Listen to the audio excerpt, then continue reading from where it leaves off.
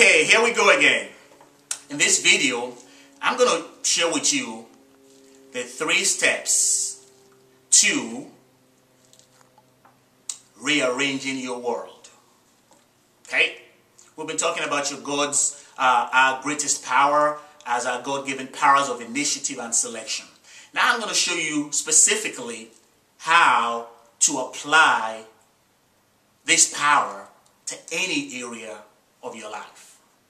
We're going to choose, for example, let's use the example of creativity, because that will apply to anything you want to do. You want to create more wealth, more abundance, a better body, a better career, a better relationship, you know. The example I'm going to share with you will apply just well. As I mentioned previously, you and I are created in the image and likeness of God. And all that God is, we are. Everything that God has, we have. Everything that God can do, we can do. And if you don't like to use the word God, let's use originating spirit. Everything that originating spirit can do, you can do. Everything that originating spirit has, you have. Everything that originating spirit is, you are. So what is originating spirit? One of the things I always tell people is, if you can define it, it's not God. Simply because God is beyond definition. But guess what? That also applies to you, because you are created in the image and likeness of God. So if you think you can define you, that's not you. So what are some of the qualities of God? Well, infinity. God is omnipresent, omniscient, omnipotent, is powerful, is love, is peace, is life, is light, is abundance, you name it. So, there are basically 3 steps to applying your God-given powers of initiative and selection to rearrange your life. Number 1, you have to recognize your identity. And I'm talking about your true identity. I'm not talking about the label that society has put on you. I'm not talking about your job title or your marital affiliation or your gender or your political affiliation or your religious affiliation or your nationality or the country club you belong to. I'm not talking about that. Those are just labels. I'm talking about your real identity. God is spirit, and so are you. So what are some of your qualities? Well, I'll make it very simple for you. Every quality of God is a quality of you. Now, you might not know it yet, but that is the reality. So the first step is to recognize your identity. Recognize the quality you are looking for, the quality you want to see in your world. So let's say you look at your world and you see that your world needs improvement. You want to create something that will put you in a position where you can look at your world and say, you know what? It is very good. I'm pleased about the way my world's turning out. And as we said in a previous video, to do that, you got to control the content of your consciousness, because your world and my world is our consciousness outformed.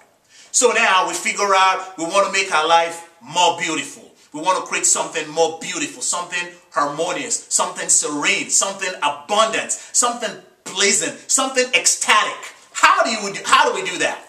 Well, first of all, we got to recognize that every one of those qualities I just mentioned, they're qualities that are already part of you. You are already the embodiment of those qualities. You've got to recognize that first of all. Recognize it. Know it. That's who you are. And when I say recognize it, it's like you going into a crowd of people. If you go into a crowd of people and you see President Obama, I'm sure you can recognize him. And guess what? If you go into a crowd of people and you see the president of some company or of some country that you're not familiar with, you probably wouldn't recognize him. That other president you don't recognize is as powerful in his nation as Obama is here. But because you recognize Obama, you will pay attention to him. So what I'm saying to you is recognize those qualities that are part of you, so that you know they're part of you, so that you don't just give them to some so-called God. Oh, God is good, but I'm not. God is abundant, but I'm not. Forget that stuff. You are. Everything God is, you are. And I'm telling you that Because again, I'm going back to the fact that you and I have our God-given powers of initiative and selection. So the first one is to recognize that every constituent of God is a constituent of you. Step number 2. Now, you want to assume it.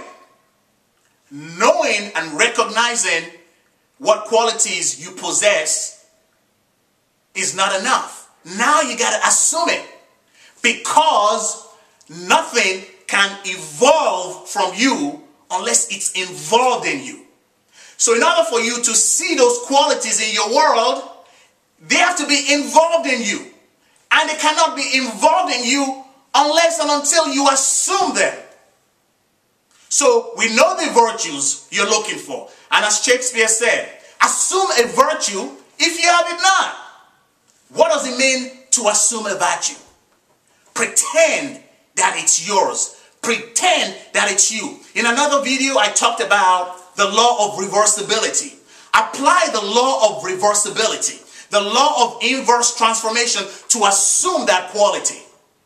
So now you recognize it, you assume it. Pretend. See yourself being that person. You want to become more creative? What do creative people do? How do creative people act? See yourself that way. You want to become more abundant? How do abundant people behave? How do abundant people act? You want to be more healthy? How do healthy people act? How do they behave? You want to have a powerful relationship? You want to be gregarious? You want to be a people person? You want to be people that people like to hang around? How do those people react? How do they act? How do they behave? Assume it. See yourself. Use your God-given powers of initiative and selection to see what you'd like to see in your world, and then take initiative to act upon it. And then step number 3. You got to now let it flow out of you. As Browning said, you and I now have to open out a way for the splendor within to flow out. See, all of those qualities we talked about originally, that's how God created you and I. But for some reason, we forgot that those qualities were our true identity.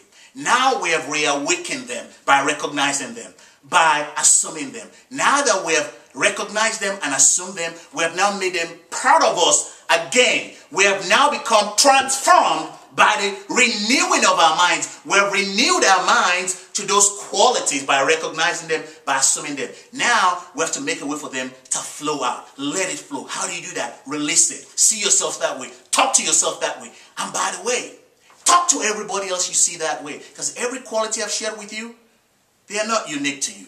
You do not have a copyright over them. Every person you see has those same qualities. As Emerson said, every person I meet is my superior in some degree. And in that, I learn of them. And I want to thank you very much again. I hope you've enjoyed this. Again, the 3 steps are recognize, assume, let it flow. And I'll talk to you soon. Take care. Whoop! Drop the ball on that one.